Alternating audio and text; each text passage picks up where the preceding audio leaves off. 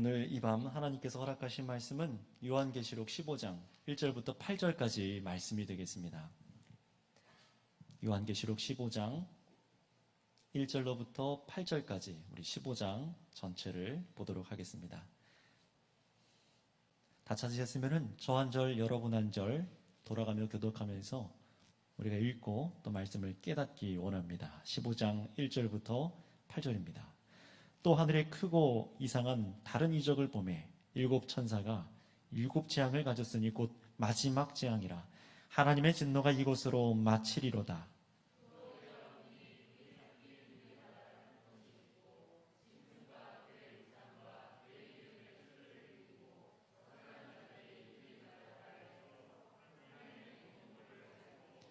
하나님의 종 모세의 노래 어린 양의 노래를 불러 이르되 주 하나님 곧 전능하신 이시여 하시는 일이 크고 놀라우시도다. 만국의 왕이시여 주의 길이 의롭고 참되시도다.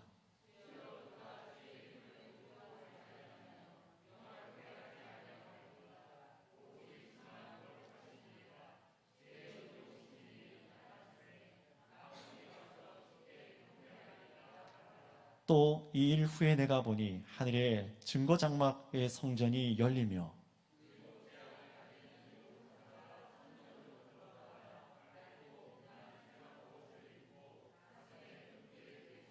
내 생물 중에 하나가 영원토록 살아계신 하나님의 진노를 가득히 담은 금대접 일곱을 그 일곱 천사들에게 주니 하나님의 영광과 능력으로 말미암아 성전의 연기가 가득 차매 일곱 천세의 일곱 재앙이 마치기까지는 성전에 능히 들어갈 자가 없더라. 아멘. 자, 오늘은 이 말씀을 가지고 마지막 심판 때에 과연 나는 어떠한 노래를 부르고 있을까라는 제목으로 말씀을 나눌 때 들으시고 또 하나님 앞에 믿음으로 고백할 수 있는 저와 여러분 다 되시기를 바랍니다. 옆 사람과 이렇게 인사했으면 좋겠습니다. 말씀에 붙들립시다. 네, 맞들매 붙들리시길 바랍니다. 자, 계시록의 심판의 메시지가 계속해서 지금 반복적으로 선포되고 있는 것을 계속 들으시면서 아실 겁니다. 벌써 15장까지 왔어요. 많이 왔는데요. 계속해서 심판의 메시지가 반복되는 그 이유는, 그 중에 하나 이유는 회개하라라는 의미가 있습니다. 믿음을 지켜 세상 우상과 타협하지 않는 성도들에게는 분명히 그 위로와 격려를 주시기 위한 위로의 메시지가 이 계시록 말씀이지만, 한편으로는요, 반복되는 이 심판의 메시지는 그만큼 하나님을 거역하고 세상과 타협해 살아가려는 교회들과 하나님을 예배하지 않는 사람들에게 회개하여 돌이키라는 그 은혜의 메시지로, 하나님께서 다시 기회를 주시는 또 엄중한 메시지로 선포되고 있는 것입니다. 그래서 이 계시록에서 세 가지 세트로 재앙이 계속해서 반복되고 있죠. 우리가 벌써 보았던 일곱 인봉, 그렇죠? 하나님께서 두루마리 가운데 하나의 인, 두 번째 인, 세 번째 인, 일곱 가지의 인으로 봉인하신 하나님의 심판의 메시지가 기록된 일곱의 때로 떨어지는 이 재앙에 대한 환상, 그리고 두 번째 일곱 나팔이 부러지는 일곱 나팔의 환상, 이 두 가지의 이 심판 메시지를 보았어요. 그 재앙들이 진행될 때 보셨겠지만 그 내용들이 무엇이었습니까? 어떤 마지막 끝날에 저 먼 미래에 이런 현상들이 일어날 것이다, 단순히 그런 얘기를 하는 것이 아니라 이 교회사 시대 전체 예수님께서 초림하시고 죽고 부활하시고 예수님께서 다시 오실 때까지 계속해서 하나님께서 이 땅 가운데 행하시는 그 심판의 내용들, 그리고 정말로 예수님께서 마지막에 오실 때 행하실 그 진노가 무엇인지, 그 심판이 무엇인지를 계속해서 우리에게 이 환상을 통해서 보게 하셨습니다. 하지만 그 메시지들 사이에는요, 어떤 것이 있었습니까? 일곱 인이 떨어지는 그 재앙과 일곱 나팔이 불러지는 그 재앙들 사이에는요, 복음을 증거하고 또 사람들이 돌이키도록 기회를 주시는 하나님의 은혜의 용서, 은혜가 속속 들어있었어요. 하지만 여러분, 오늘 이 시간 저와 여러분들이 이제 보실 이 세 번째 세트 진노 중에서 마지막이 될 일곱 대접이 부어지는 이 심판의 성격은 다릅니다. 그 시작이 오늘 15장인데요. 이 15장을 시작으로 해서 16장 또 17장까지 7개 대접이 완전히 부어지고 완전한 심판과 이제 최종 승리와 소망에 대한 말씀이 이 계시록 뒤에 나옵니다. 그런데 여기서 우리가 한번 생각해 봤으면 좋겠어요. 왜 주님께서는 이렇게 세 번이나 반복되는 이 지구상 역사 가운데 심판을 행하시는 것을 똑같은 과정을 3번이나 반복하시지만 점점 심화돼서 말을 하시지만 왜 3번이나 이렇게 말씀을 하시는 것일까요? 이 내용을 우리한테 깨닫게 하시는 것인데 이 내용을 들음에도 불구하고 3번이나 들음에도 불구하고 전혀 회개하지 않고 우리 삶 가운데 여전히 세상과 타협하며 살아간다면은 우리가 이전에 보았던 666이라는 이 짐승의 이름의 수, 그것을 추종하는 자들과 같이 내가 그들과 함께하고 있는 것은 아닌가, 이것을 점검할 수밖에 없는 것입니다. 그래서 그것을 깨닫고 내가 정말 그런 사람들은 아닌지, 왜 이 말씀을 듣고도 나는 회개하지 않는 것인지 두렵고 떨리는 마음으로 자신을 돌아보도록 하는 것이 이 3번에 걸친 심판의 메시지의 이유입니다. 분명히 예수님께서 재림하시는 마지막 때에는 심판이 먼저 일어나고 그 다음에 영광의 새 하늘과 새 땅, 우리가 정말로 천국이라고 말하는 그 천국이 이 땅 가운데 새롭게 시작될 텐데, 그 심판 때에 어린 양의 편에 선 자들, 그들만이 승리의 노래를 부른다는 것이 계속해서 이 3번의 심판 가운데 나타납니다. 마지막까지 정말로 예수님의 편에 선 사람들, 어린 양 예수님의 편에 선 사람들만이 마지막에 승리의 노래를 부를 것이다. 그것이 오늘 이 15장에도 나타납니다. 그런데 중요한 것은 이것입니다. 밑에 온풍기를 좀 꺼주시면 감사하겠습니다. 마지막 심판이 선언될 때에 구원받은 성도 부르는 노래가 있어요. 그렇다면은 마지막에 오늘 보실 마지막 구원받은 성도들이 부르는 그 노래와 여러분들께서 오늘 이 말씀을 듣고 있는 저와 여러분들이 이 세상에서 지금 현재 살아가면서 부르고 있는 노래가 같아야 한다는 것이거든요. 다르면 안 되겠죠. 마지막에 승리를 얻은 예수님 편에 있는 성도들이 부르는 노래가 있고 오늘 우리가 살아가는 그 노래가 다르면 안 된다는 것입니다. 그것을 오늘 말씀을 통해서 볼 것이에요. 만약 그것이 다른 것이 여러분 오늘 말씀을 들으면서 깨달아지시고 여러분 삶 가운데 발견되어지신다면요, 오늘 메시지가 여러분들의 혹시 내 안에 꺾이지 않고 고집 피우며 붙잡고 있는 그 삶에 임할 진노라는 것을 알고 우리가 하나님 앞에 엎드려 회개할 수 있는 은혜가 있으시기를 바랍니다. 그리고 내 안에서 이제부터 울려 퍼지는 그 노래가 오직 마지막 구원 얻은 성도들이 부르는 그 노래와 동일한 노래를 부를 수 있는 복된 성도님들 다 되시기를 축복합니다. 자, 한번 우리 1절 말씀 읽어보도록 하겠습니다. 1절입니다. 시작.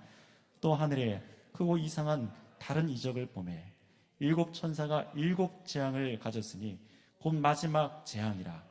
하나님의 진노가 이것으로 마치리로다. 아멘.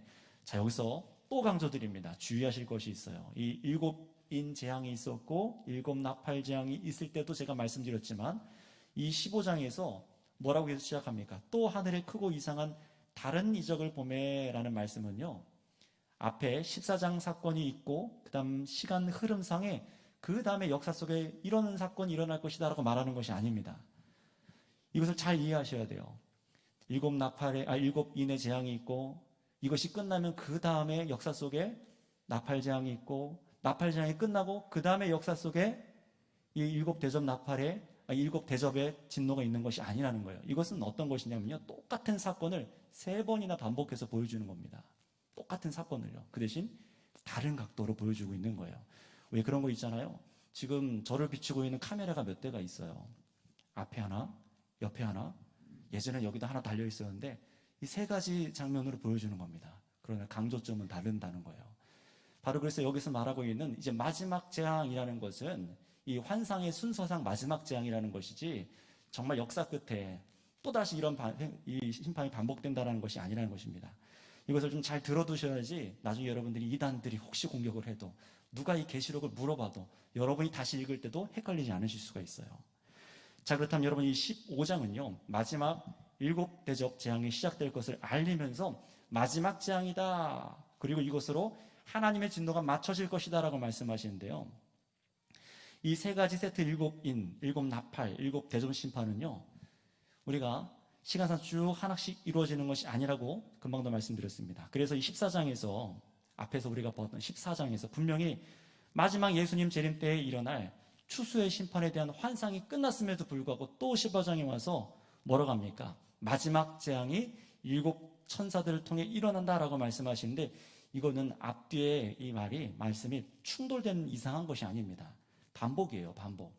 이것을 잘 알지 못해서 옛날에 이단들이라던가 오즘도 신천지 같은 사람들은요, 이것을 끊어서 다르게 해석을 해서 엉터리로 성도들을 미혹합니다. 하지만 여러분, 여기서 이 세 번의 심판이 반복되는 이유가 있어요. 게다가 오늘 이 마지막 읽고 있는 이 일곱 대접 심판에는요, 정말 더 강조되는 것이 있습니다. 전에 일곱 나팔장의 심판의 환상 말씀에는요, 일부분만 심판이 일어났어요. 예를 들면 이런 겁니다. 3분의 1만 죽임을 당하고 몇 분의 몇만 죽임을 당하고 이런 식으로 일부분 하나님께서 이 지구상에 이 악을 통하여서 하나님의 진노로 일부분에만 진노를 쏟으시는 것을 보았습니다. 그런데 이번에는요, 마지막 이 일곱 대접 심판은요, 더욱 심판이 더 깊어지고 커지고 심화되어서 지체 없이 하나님의 엄중한 심판이 일어날 것을 이 환상 가운데 우리에게 보여줍니다. 왜 그렇게 하냐면은 하나님의 심판이 확실하게 일어난다는 거예요. 얼마나 확실한지 끝까지 하나님을 향해 예배하지 않고 타협하는 자들에게 이런 진노가 반드시 있을 것이다 라고 말씀하시면서 이 마지막 심판에 대해서 우리에게 말씀하시는 거예요. 그러니 여러분, 이번 일곱 대접 심판은 오늘 본문으로 시작을 해서 16장까지 사실 우리가 보면은 굉장히 끔찍한 심판의 내용들로 가득합니다. 잘 읽고 싶지 않고 덮어두고 싶어요. 그러나 이 안에도 하나님의 메시지가 있는 것을 기억하시길 바랍니다. 우리가 깨달아야겠죠. 자, 그렇다면 이 마지막으로 강조되는 심판의 확실성이 어떻게 말씀되어지고 있는지 우리 먼저 앞에 말고 5절부터 6절까지 5절 6절을 한번 읽어보도록 하겠습니다. 5절 6절입니다. 시작. 또 이 일 후에 내가 보니 하늘에 증거 장막의 성전이 열리며 일곱 재앙을 가진 일곱 천사가 성전으로부터 나와 맑고 빛난 세마포 옷을 입고 가슴에 금띠를 띠고. 아멘. 자, 이번에도 심판은요, 이 환상 가운데 보니까 어디서부터 시작된다고 말씀하고 있습니까? 하나님의 성전에서부터라고 말하고 있어요.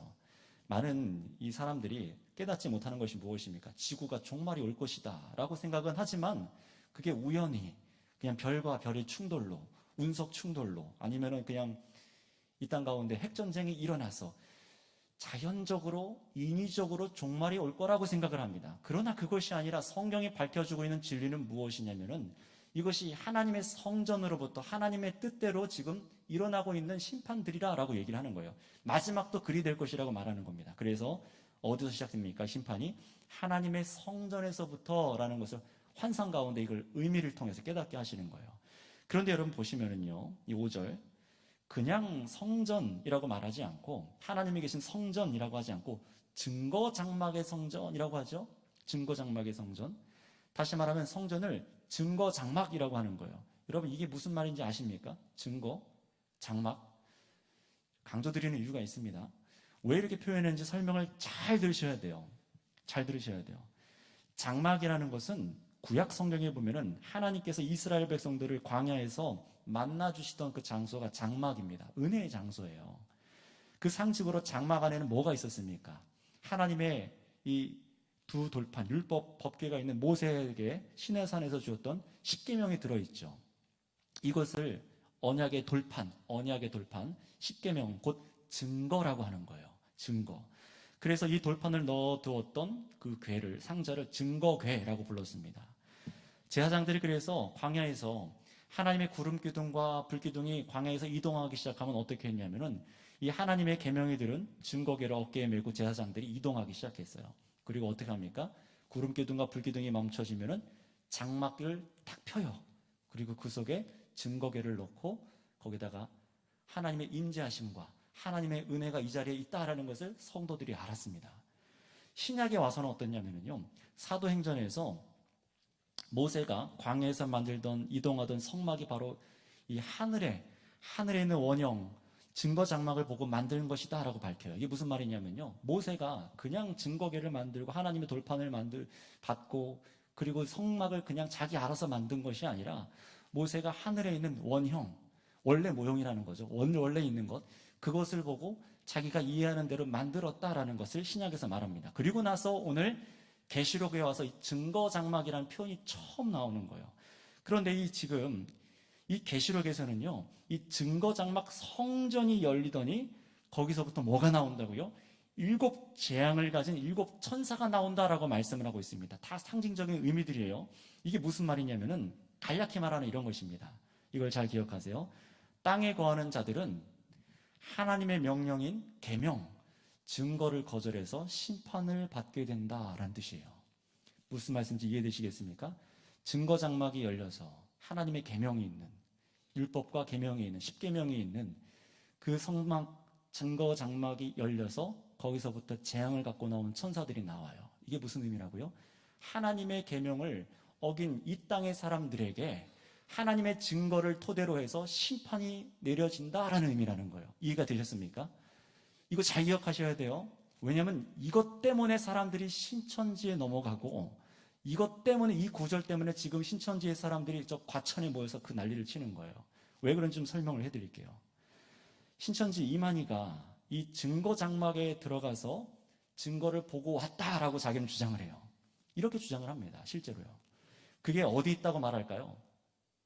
저 대한민국 과천 땅에 있다라고 말해요. 증거장막 성전이 과천 땅에 있대요. 얼토당토한 얘기를 하죠. 이따위로 하나님의 말씀을 갖고 사람들을 미혹하고 얼마나 속이는지, 얼마나 웃긴지, 이미 이 땅에 새하늘과 새 땅이 와서 거기에 속한 12지파 14만 4천 명, 딱 숫자대로 14만 4천 명만 하나님께 구원을 받고, 그들이 하나님의 사람들, 하나님의 신천지의 사람들, 새하늘과 새 땅의 사람들입니다 라고 해서, 그래서 이름이 신천지라고 붙인 거예요. 과천에만 하나님의 나라가 있고, 하늘나라의 신학교, 시온 기독교 선교센터가 있고, 아마 혹시 들어보신 분들 있을 수 있어요. 시온 기독교 선교센터가 있고, 그 신학교만 전 세계에서 유일한 하나님 보좌 앞에 있는 신학교이며, 이곳에서 신천지 사람들이 계시 공부를 해서 인을 맞고 수료해서 90점 이상으로 합격을 하였고, 여기만 하나님이 계신 곳이다, 이런 식으로 써 있어요. 여러분, 듣기도 어떻습니까? 참 조약한 논리 아닙니까? 깊이도 없고 신기한 것도 없어요. 그런데 여러분, 왜 사람들이 그런 2단, 3단, 신천지 같은 것에 넘어갈까요? 지금도 계시록 설교 안 들어서 그래요. 이건 분명합니다. 14만 4천이 뭔지, 이 세 가지 재앙이 왜 반복되는지, 이 증거장막 성전이란 의미가 뭔지 성경에서 배운 게 아니라 그들이 쇠뇌하기 위해서 성경의 이런 이미지와 환상들을 갖고 짜맞춰서 자기들의 조직을 만들잖아요. 그래서 성경을 벗어나서 생각하게 만듭니다. 성경을 읽고 있다고 생각하지만 성경을 벗어나서 눈에 보이는 것을 따라가게 만들기 시작해요. 얼마나 건물을 크게 저는 줄 아세요? 저희 할머니 댁이 광주에, 전라남도 광주에 있어서 이 북광주로 이제 내려가서 고속도로를 가다 보면은 어마어마하게 큰 건물이 하나 서 있어요. 신천지 증거장막 성전 이렇게 막 써 있어요. 어마어마하게 서 있어요. 각 지역마다 하나씩 해서 12개의 성전을 만들어 놓고서 거기가 12지파, 그 안에 있는 사람들만 구원받은 사람들 14만 4천 명, 딱 그 회원수를 만들기까지 얼마나 그들이 열심히 포교 활동을 했는지 몰라요. 눈에 보이는 건물들, 또 14만 4천 명이 하는 확신한 인원수의 목표, 엄청난 화려한 행사, 이걸로 사람들이 눈과 마음을 빼앗습니다. 정말 천국이 있는 것처럼, 이것처럼 생각하게 만드는 거예요. 그런데 어떻게 된 줄 아세요? 14만 4천 명이 채워졌어요. 그러면 뭔가 끝난 줄 알았더니 채워졌어요. 넘어가니까 이제 이 사람들이 교리를 조금 바꿉니다. 다른 이단들이 하는 짓과 똑같아요. 이 중에 14만 4천 중에 가짜가 있으니, 진짜가 있으니 열심히 해라. 열심히 얼차려도 그래서 받아요. 정말 얼차려도 받고 포교해와야 하고 공부해서 다시 90점 받아야 되고, 그래서 돈도 인생도 가정도 다 깨지고 거기다가 바치는 겁니다. 인생이 온갖 거짓말과 악함으로 가득 차서 더욱 자신들이 받을 하나님의 진노를 쌓고 있는 거예요. 이런 이단들은 계속 있어 왔습니다. 제가 졸업했던 저기 괴안동에 가면은요, 부천 역곡 뒤로 쭉 가서 괴안동에 가면은 범박동에 시온고등학교라는 곳이 있어요. 아시는 분들 아실 겁니다. 제가 졸업했던 고등학교이고 천부교 이단이 만든 학교죠. 그들이 참 좋아하는 게 있어요. 월요일마다 아침에 조례 시간에 찬송가가 흘러나와요. 시온의 영광이 빛나는 아침. 저는 이게 찬송가가 울려 퍼지길, 이야, 기독교 학교인가 미션 스쿨인 줄 알았어요. 알고 보니까 이단 학교더라고요. 시온 제단. 참 좋아요. 그들이 참 좋아하는 단어가 시온이라는 겁니다. 새 하늘, 새 땅, 성경에서 정말 귀한 단어들을 가져다가 어설픈 사람들 집단 놀이로 여기가 바로 천국이다라고 하게 속이는 거예요. 기적도 일어나고 정말로 그랬습니다. 처음부터 그 사람은 이단이 아니었죠. 박태선 장로라는 사람이 그 은사들을 갖고 신기한 일들이 일어나니까 자기가 교주가 되었어요. 결국 죽었죠. 신앙촌 상회. 여러분 신앙촌 상회에서 나오는 그 생명물 두부 이런 거 드셔보셨습니까? 거기서 나오는 야쿠르트 다 신앙촌에서 지금 나오고 있는 거예요. 품질 좋다고 드시면 안 됩니다. 이단을 살려주는 꼴입니다. 여러분 그런데 아직도 그런 곳에 넘어가는 사람들이 있다는 것은 정말로 이것은 마귀의 영의 일이지만 다른 한편으로는 교회와 성도들이 이 계시록 말씀을 몰라서 성경을 펴서 읽지 않고 그저 믿습니다. 덮어놓고 믿습니다 하고 교회를 다니다가 눈에서 뭔가 보여주고 눈으로 몰랐던 계시록을 풀어준다라고 하면서 쇠뇌하고 코께서 끌려가는 거예요. 여러분 이것은 남 일이 아닙니다. 남의 일이 아니에요. 여러분의 가족의 일일 수도 있고 친구 친척의 일일 수도 있고 왜 대형교회에서들도 이런 일로 골머리를 썩는지 한번 잘 생각해 보셔야 돼요. 내가 예수님을 믿고 알기에 하나 되어 있지 않으면은 저와 여러분들이 예수님을 바로 믿고 아는 것에 하나가 되어 있지 않으면은 요동하게 되어 있습니다. 사역하지 못하고 분별하지 못하게 되는 겁니다. 여러분 세상에 있는 돈의 명예와 권력과 음란의 유혹만 우리를 공격하는 것이 아니라 이 이단에 대한 것, 말씀에 대한 가짜도 우리 교회를 공격들 합니다. 여러분 그러니 우리는 어떻게 될까요? 지금이라도 성경을 펴서 읽고 예수님 믿고 아는 것에 힘써야 될 줄을 믿습니다. 이것에 여러분을 들으셔야 돼요. 자, 그래서 다시 돌아와서 본문을 보시면 이렇게 5절에 하늘의 증거장막이랑 성전, 하늘 증거장막 성전이란 엉터리죠. 신천지가 말하는 과천에 있는 어떤 그런 것이 아닙니다.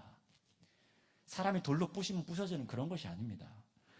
하나님의 심판에 대해서 말씀하는 거예요. 하나님의 언약궤와 하나님의 그 돌판, 이게 뭘 상징하는 겁니까? 하나님의 거룩하신 뜻, 하나님의 말씀, 하나님의 기준들이죠. 그 기준들로 인하여서 이것을 거역하는 이 땅 사람들을 심판하신다는 내용이 하늘 증거장막 성전이라는 내용이에요. 앞에 일곱 나팔과 같이 이 땅에 쏟으실 일곱 대접 진노에 대해서 심판에 대해서 말씀하시는 겁니다. 그래서 6절에 보시면은 6절로 넘어오셔서 보시면은 마치 이 일곱 천사들이 뭘 입고 있습니까? 제사장들이 입었던 것 같은 옷을 입고 있고, 그런데 독특한 건 뭐냐면 가슴에 뭘 하고 있습니까? 금띠를 띠고 있다라고 지금 상징적으로 보여주고 있어요. 이거는 계시록 1장 13절에서 예수님께서 금띠를 하고 계신 그런 심상에서 따온 거예요. 똑같은 것을 보여주는 겁니다. 왜 이렇게 보여주냐면요, 일곱 재앙을 일으킬 이 천사들은 예수님을 대리하는 천사들, 심부름꾼, 예수님의 종이라는 것을 보여주는 겁니다. 여러분, 심판은 누가 하는 것입니까? 하나님과 그 아들 어린 양께서 하시는 것을 믿으시기를 바랍니다.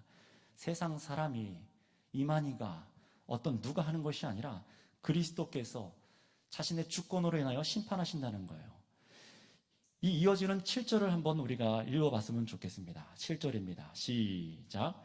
내 생물 중에 하나가 영원토록 살아계신 하나님의 진노를 가득히 담은 금대접 일곱을 그 일곱 천사들에게 주니. 아멘. 자, 보시기 바랍니다. 이 장면은 지금 세상 마지막 심판을 명령을 수행할 일곱 천사들이 위임을 받는 장면이에요. 하나님으로부터. 성전으로부터 나온 네 생물 중 하나로부터 일곱 대접을 이 재앙의 천사들이 받습니다. 여기 네 생물이라는 것은 전에 계시록 6장에서 봤었어요. 어떤 것이 설명을 드렸습니다. 하나님의 보좌 가장 가까이 있는 존재들로서 불신자들을 향한 하나님의 심판을 선언했던 존재들이 이 네 생물이었어요. 다니엘서에서도 나옵니다. 바로 그 장면이 이제는요 더욱 심화가 되어서 오늘 15장 7절에 이 장면을 보여주는 거예요. 그런데 이번에 일곱 재앙을 가진 천사들에게 주신 것이 무엇이라고요? 무엇이라고요? 인입니까? 나팔입니까? 뭘 주셨죠? 일곱 대접. 대접이 뭡니까? 이런 접시를 말하는 거예요. 이런 접시를 말하는 겁니다.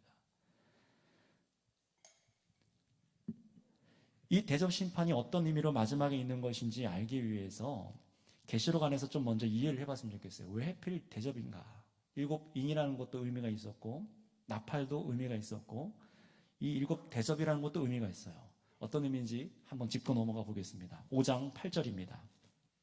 말씀을 좀 분명하게 알았으면 좋겠습니다. 계시록 5장 8절 말씀. 여러분들께서 성경 일독을 하실 때, 성경 읽기를 하실 때 이런 부분을 기억하시면서 읽으시면은 더욱 유익할 것 같습니다. 계시록 5장 8절 시작.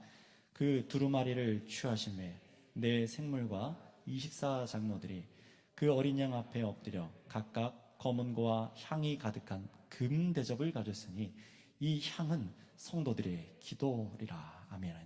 자, 보시면은 분명히 하나님을 향한 성도들의 기도가 들어있는 것을 뭐라고 했습니까?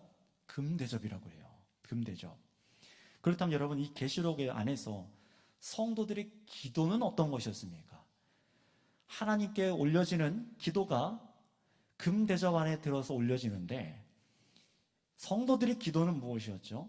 우리 계시록 6장 10절 뒤로 조금만 넘어가 볼까요? 어떤 기도가 주되게 나왔었는지 6장 10절입니다. 시작.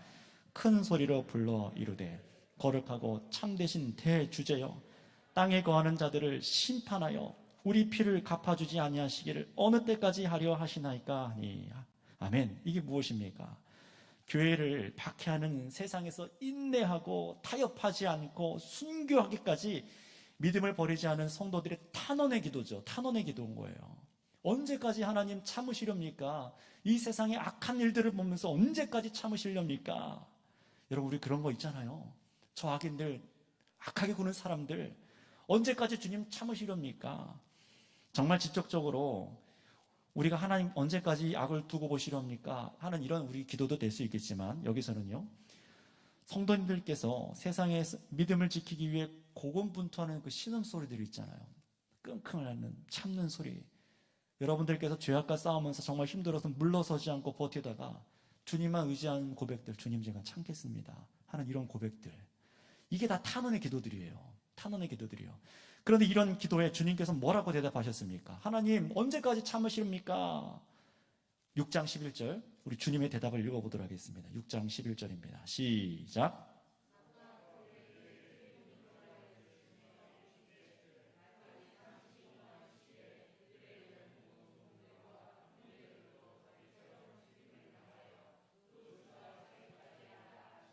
아멘. 이게 무슨 말입니까? 기다리라 라는 말이죠. 잠시 쉬라, 기다리라. 언제 하나님 이 탄원을 들어주시고 우리 이 금대접에 담겨있는 이 기도를 언제 들어주시렵니까? 그러니까 기다리라 라고 하세요. 따라서 여러분, 이제 다시 본문으로 와서 이 금대접에 담긴 기도의 응답으로서 하나님께서 뭘 하시는 거예요? 이제는 재앙의 대접을 쏟으시는 겁니다. 성도들이 그 탄원하는 기도를 하나님께서 무시하시지 않고 하나님께서는 그 성도들의 기도에 응답하여 주시사 마지막 하나님 응답을 하시니 악인들에게 재앙의 진노로 그것을 쏟으시는 거예요. 이것이 지금 계시록에서 이어지는 맥락입니다. 이해가 되셨습니까? 하나님께서 얼마나 성도들의, 우리들의 인내하고 우리가 견디고 믿음으로 씨름하다가 정말 끙끙을 앓는 그 소리들, 이것들을 하나님께서 잊어버리시고 무시하시는 것이 아니라 참고 기다리시다가 주님께서 마지막 쏟으시는 겁니다. 그런 여러분, 이 마지막 세 번째 일곱 대접 환상은 하나님께서 성도들의 기도를 분명히 들으셨다라는 응답인 것을 믿으시기를 바랍니다. 반드시 그가 계신 성전으로부터 하나님의 증거들을 따라 살아가지 않는 자들을 심판하신다는 말씀을 오늘 계시록에서 보여주시는 것이에요. 이상한 환상을 풀어서 막 과천 땅이 어디 있느니 그런 얘기를 하는 것이 아닙니다. 하나님의 십계명, 율법, 그리고 신약에서는 예수님과 복음을 증언하는 성도들이 모든 것이 하나님의 증거들입니다. 예수님이 하나님의 증거이죠. 복음을 증거하는 성도들도 하나님의 증거들입니다. 그래서 이 증거들로서 불신한 자들을 향한 심판의 근거로서 이 세상을 하나님께서 심판하신다는 거예요. 그래서 증거 장막 성전이 열리며 일곱 재앙들이 나오는 겁니다. 따라서 여러분, 이 말씀은 어떤 것이냐면은 하나님께서 세상을 심판하시며 또 이 심판을 멈출 자가 없다라고 말하는 것인데요. 정말 그런지 우리 8절 말씀 한번 읽어보도록 하겠습니다. 이런 재앙이 일어나는데 8절에 뭐라고 하는지 읽겠습니다. 시작. 하나님의 영광과 능력으로 말미암아 성전에 연기가 가득 차 일곱 천사 일곱 재앙이 마치기까지는 성전에 능히 들어갈 자가 없더라. 네, 아멘. 본문 8절을 제가 다시 읽어볼게요. 하나님의 영광과 능력으로 말미암아 성전에 뭐가 가득 찼다고요? 연기가 가득 차매. 이것도 설명드릴게요. 또 일곱 천사의 일곱 재앙이 마치기까지는 성전에 능히 들어갈 자가 없더라. 이런 환상을, 이 심상을 요한을 통해 보게 하세요. 주님께서요. 상징을 가진 의미들입니다. 이게 뭘 의미하는 거냐면요, 마지막 보세요. 재앙을 마치기까지는 성전에 능히 들어갈 자가 없더라. 하나님의 진노를 막을 수가 없다라는 거예요. 반드시 부어진다는 겁니다. 그 누구도 개입할 수 없다라는 거예요. 이 땅 가운데 어떤 피조 세력도 하나님의 이 심판을 멈출 수가 없다는 거예요. 보시면 하나님의 영광과 능력으로 말미암아 성전의 연기가 가득 찼다라고 하시는데요. 이거는 구약의 시내산의 구름, 성전에 가득한 하나님의 권능, 그리고 위엄과 임재를 상징하는 것이 이 연기예요. 항상 구약에는요, 이 연기에 대해서 그걸 의미합니다. 여러분, 어제도 여러분 아시죠? 아침에 일어났더니 이 하늘에 뭐가 가득했습니까? 안개가 가득 찼잖아요. 운전하고 저는 이렇게 교회에 오는데, 새벽에도 이제 새벽기도 갔다 오면서 운전하고 오는데 안개가 보이면서 하나님이 임재하고 계신가요? 설교를 하고 준비하다 보니까 그런 생각이 나더라고요. 하나님의 임재는 어떨까? 그런데 그 위험이 얼마나 컸는지, 시내산에서 하나님의 임재가 일어날 때 백성들이 두려워서 가까이 가지 못했다고 기록이 되어 있어요. 모세조차도 나중에 그 임재 속에는 들어가지 못하게 했습니다. 들어가면 죽으니까요. 하나님의 임재와 위험을 이 안개가 상징을 합니다. 이사야서 6장 4절과 에스겔에서 10장 4절에도 성전에 연기가 가득하고 나서 그 다음에 하나님께서 명하시는 말씀들이 있어요. 그게 다 뭐냐면 심판에 대한 말씀들입니다. 나중에 기회가 되시면 이사야서 6장 4절과 에스겔에서 10장 4절 말씀을 적어두셨다가 읽어보세요. 이미 하나님께서 어떻게 심판하실 것인지에 대해서 구약에서 말씀하고 계셨어요. 그래서 여러분, 오늘 이 계시록에서도요, 증거 장막 성전이 열리고 그 안에 연기가 가득 찼다라는 것은 심판에 대한 것이다라는 겁니다. 다른 걸 생각하시면 안 돼요. 그런데 이런 심판 중에도 이런 하나님의 임재에는 그 누구도 능히 들어갈 수 없다라고 지금 말씀합니다. 그 누구도 하나님의 진노를 막을 수 없고 어떤 사람도 어떤 존재도 이 심판에 개입할 수가 없다라는 거예요. 결정된 것은요. 그리고 또 한 가지, 성도들이 바로 이 환상 가운데 이 장면을 깨닫고 위로를 얻으라고 지금 이 환상을 보게 하시는 겁니다. 지금 너희들이 의지하고 있고 믿고 있고 그래서 견디는 이 세상 고통이 있지만 반드시 하나님의 심판이 저 믿지 않고 박해하는 자들을 향해서, 세상을 숭배하는 자들에게 일어날 것이니 이 말씀을 보고 이 환상을 통해 하나님의 뜻을 깨달으라 라고 말씀하시는 거예요. 성도들이 거기서 위로를 얻는 것이죠. 견디는 이유가 있는 것입니다. 자, 그렇다면 여러분, 이제 마지막으로 한 가지 보고 마실 텐데요. 이렇게 이 환상을 통해서 반드시 일어날 심판을 보고 견디고 위로를 받은 성도들이, 이 일곱 대절 심판을 통해 깨닫게 되는 성도들이 어떤 고백을 하게 될까요? 저와 여러분들께서 이 계시록을 보면서 이 세상 풍조에 요동하지 않고 우리가 세상에서 사람들한테 핍박받는 고통 중에도 믿음을 타협하지 않고 견디고 전하고 이 영적 전쟁을 우리가 치르고 지금 살아가잖아요. 근데 반드시 하나님께서 악에 대해서 심판하시고 성도들의 손을 옳다라고 들어주시는 이 환상을 보면서 우리로 하여금 무엇을 고백하게 하시는 것일까요? 그것은 바로 모세의 노래, 어린 양의 노래라라고 가르쳐주고 있어요. 정말로 그런지 오늘 본문 3절부터 4절까지 한번 읽고 이게 무슨 의미인지 설명해 드리겠습니다. 3절부터 4절입니다. 시작. 하나님의 종 모세의 노래, 어린 양의 노래를 불러 이루되 주 하나님 곧 전능하신 이시여 하시는 일이 크고 놀라우시도다. 만국의 왕이시여 주의 길이 의롭고 참되시도다. 주여 누가 주의 이름을 두려워하지 아니하며 영화롭게 하지 아니하오리이까. 오직 주만 거룩하시니이다. 주의 의로우신 일이 나타났음에 만국이 와서 주께 경배하리다 하더라. 아멘. 자, 보세요.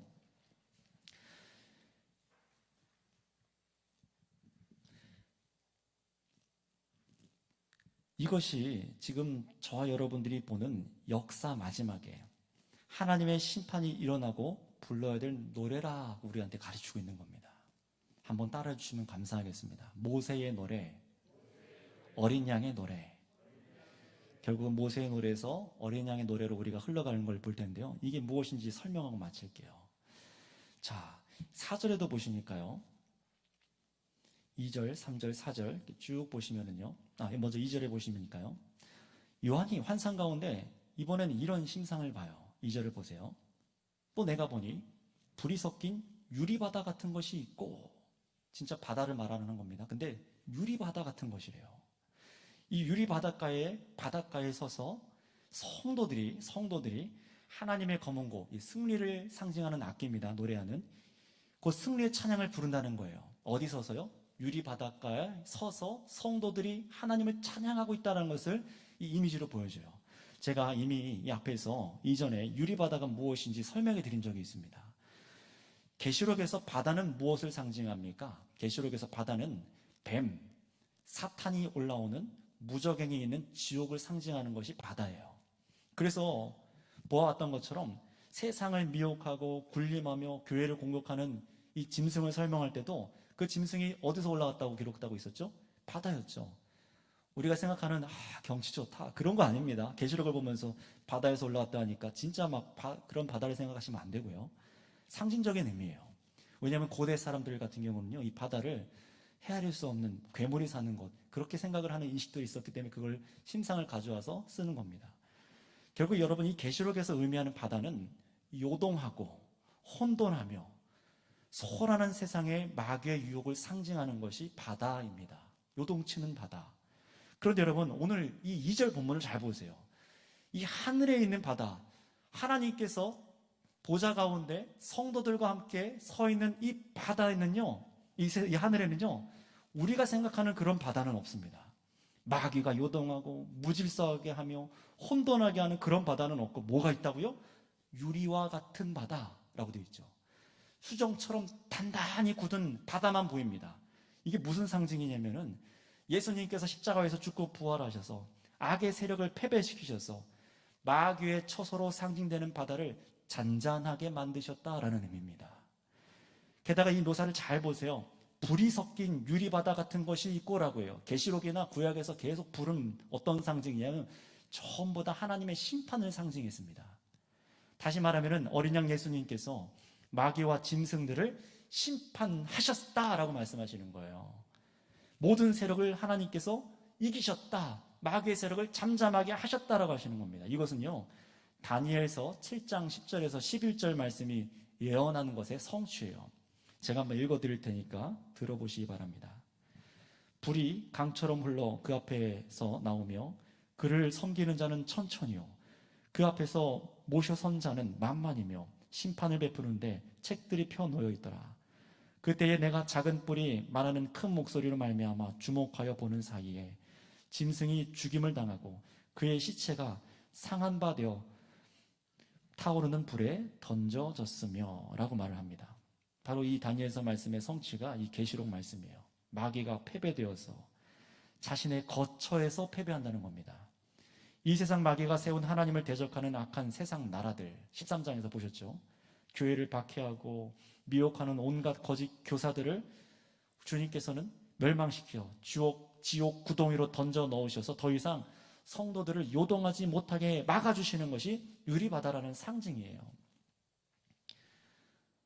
그런데 여러분, 이 유리바다 위에서 누가 서 있다고요? 다시 본문으로 돌아오셔서 15장 2절을 보세요. 유리바다 위에 바닷가에 서서 있는 것은 성도인데 분명히 이렇게 기록합니다. 읽어보시면 짐승과 그 우상과 그의 이름의 수를 이기고 벗어난 자들이라고 되어 있어요. 여기에 줄을 쳐놓으시면 좋겠습니다.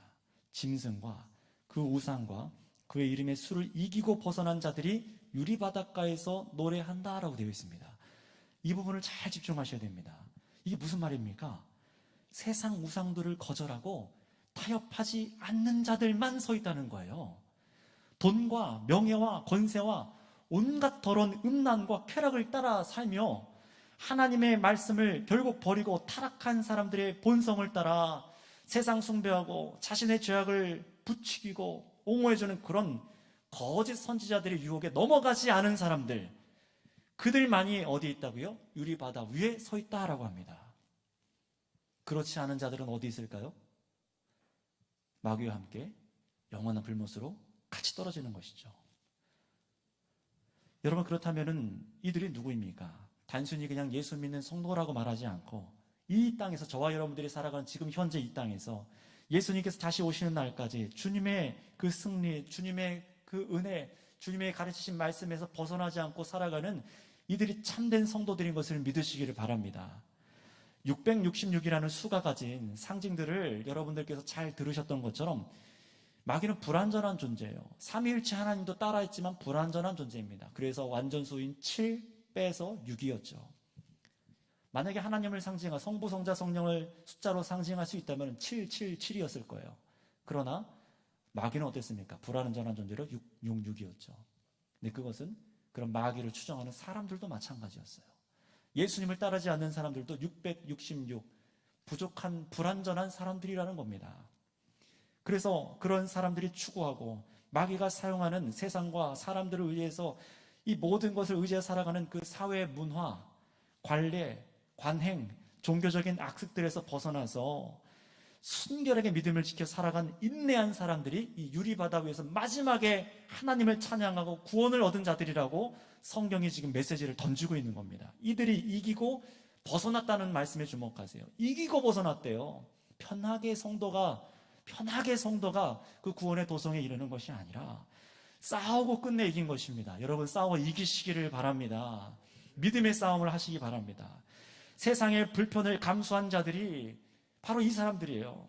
덜 먹고 덜 입고 손해를 본다 해도 세상과 타협하지 않고 생각과 마음과 행동을 지켜서 진실로 하나님만 삶으로 예배하는 자들로 살았다라는 것입니다. 그러니 얼마나 무던한 수고가 있었을까요? 여러분, 바로 이들이 이렇게 이기고 부르는 노래가 바로 승리의 모세의 노래이고 어린 양의 노래입니다.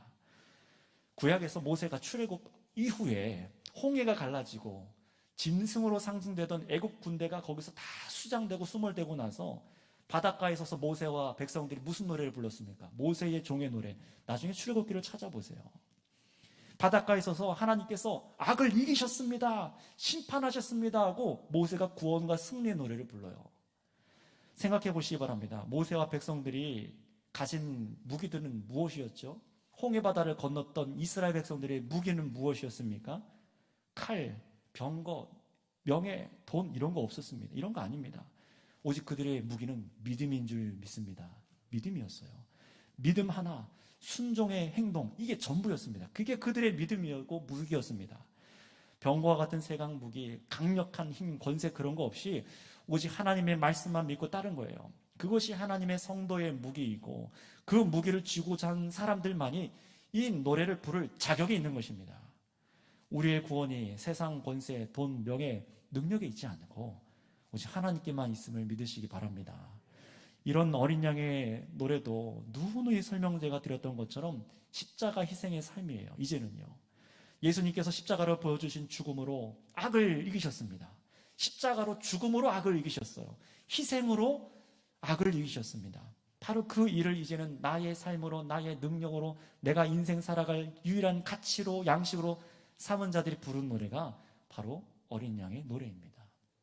그렇다면 여러분, 이 말씀을 통해 오늘 이 시간 저와 여러분들이 찬양해야 될 것이 선명하지 않습니까? 구약에서 당대 가장 강력한 죄악의 나라였던 애굽을 하나님께서 심판하시고 가장 쬐끔했던 민족인 이스라엘을 구원하셨습니다. 그런데 이번에는 예수님께서 오셔서 어린 양 예수님께서 십자가 죽으심으로 이번엔 지구상 모든 민족들 가운데 구원을 베푸셨습니다. 하나님께서 이 일을 하신 거예요. 그 증인들이 바로 교회이죠. 여러분, 그래서 우리 교회들은요, 정말 예수님 믿고 우리가 교회가 되었다면은 우리가 삶을 통해 마음을 들여 고백하고 저와 여러분들이 이제 살아가며 불러야 될 노래가 뭐냐면은 모세의 노래를 넘어서 어린 양의 노래를 부르는 거예요. 이 노래를 14장 3절에, 요한계시록 14장 3절에는 능히 배울 자가 누구냐? 14만 4천 곧 참된 성도들밖에 없다라고 말을 하는 것입니다. 14만 4천이 정말 문자적으로 14만 4천이 아니라 12지파에서 참된 이스라엘 모든 교회라고 말씀드렸죠. 그렇다면 여러분, 우리는 이제 하나님의 분명한 심판도 알았고요. 하나님의 증거를 두고도 회개하지 않고 예배하지 않는 자들을 반드시 하나님께서 심판하시는 이 말씀을 읽었습니다. 들었습니다. 지금도 이 자리에서 예배를 받고 계시고 우리 가운데 임재하여 계신 우리 하나님께서 이 말씀으로 우리에게 지금 말씀하고 계세요. 그렇다면 여러분, 우리는 어떤 자들로 노래하고 살아가야 될까요? 오직 어린 양의 노래만 부르는 성도가 되어야 된다라는 것입니다. 생각해 보시기 바랍니다. 그렇다면 지금 성도님들, 여러분은 무슨 노래를 부르고 살아가고 계십니까? 세상 가요? 단순히 그 정도가 아니라 무엇을 가장 배우길 힘쓰고 얻으려 하시며 어떤 노래를 가장 기뻐 부르길 원하시나요? 이야 하고 막 쾌재를 부르는, 손뼉을 치면서 여러분 마음으로부터 입으로 찬송하게 만드는 게 무엇이냐라는 거예요. 세상 사람들처럼 내가 생각지도 않았던 옛날에 사놓았던 주식이 갑자기 올라와서 우와 이겁니까? 아니면 내가 사놓았던 땅값이 마구 오르고, 아니면 시험 만점에 학점 잘 받아서 좋은 대학 가고 취업 잘 되고 승진하고 로또가 당첨되고 월급 오른 것, 이거 노래하고 사시렵니까? 여러분, 그런 노래는 14장에서 보셨잖아요. 앞으로 17장, 18장에 보실 멸망당할 세상 바벨론을 찬양하는 노래들이에요. 물론 우리가 그런 것으로 하나님께 감사합니다 라고 우리가 고백하지만, 여러분, 우리가 기뻐 정말로 불러야 될 노래는 그런 것이 아니라고 성경이 가르치고 있어요. 정말 그런 노래를 여러분, 하나님께서 이런 노래들을 받기 원하신다고 생각하십니까? 여러분들의 입술의 고백으로, 여러분들이 드리는 이 헌금으로 감사의 고백이 정말 하나님께서 이런 바벨론을 찬양하는 노래들을 정말로 기뻐하신다고 생각하십니까? 어린 양의 노래는 그런 것이 아니죠. 하나님의 전능하심과 거룩하심, 주님의 의롭고 참되심과 영화로우심, 거룩하심과 같은 하나님의 구원하심을 찬양하는 노래가 되는 것입니다. 십자가로 이루신 구원만이 내가 자랑할, 즐거워할 노래입니다. 내가 살아가는 이 길이 그 십자가의 길이 되게 하신 것에 감사합니다 하고 노래하는 거예요. 자신을 심판하시며 자신의 백성, 정말로 자신의 백성을 끝내 약속대로 구원하시는 그 일을 찬양하는 것이 우리들이 노래여야 해요. 생각해 보시기 바랍니다. 여러분, 이제 설교를 마무리할 텐데요, 예수님께서는 우물가의 여인이 구원받음으로 기뻐서 배부르셨어요. 내게는 너희가 알지 못하는 음식이 있다, 양식이 있다. 한 여인이 예수님 만나서 물동이 버려두고 심령이 치유되어서 구원받는 그걸 보고 예수님 배부르셨습니다. 감사의 찬양의 노래 아닙니까? 또 아버지의 것을 다 탕진해버렸으나 다시 아버지께로 돌아온 탕자를 품에 안고 잔치를 베푼 그 배우처럼 하나님께서 정말로 기뻐하는 것이 무엇이겠습니까? 구약을 성취하신 예수님께서 이루신 것에 여러분 집중하셔야 돼요. 마태복음 8복 정말 좋아하시죠? 마태복음 8복에 천국이 누구 것이라고 합니까? 가난한 자의 것이래요. 그런데 무엇 때문에 가난한 겁니까? 그냥 돈 없어서 그런 얘기를 하는 것이 아니라 의에 줄이고 목마르기 때문입니다. 악한 사회 구조 속에서 타협하지 않고 살아가느라, 말씀 지키고 살아가느라 그들 편에 서지 않고 하나님 편에 섰다가 굶주리고 가난하여서 목마르기 때문에 그래요. 그들이 천국에 합당한 자들이죠.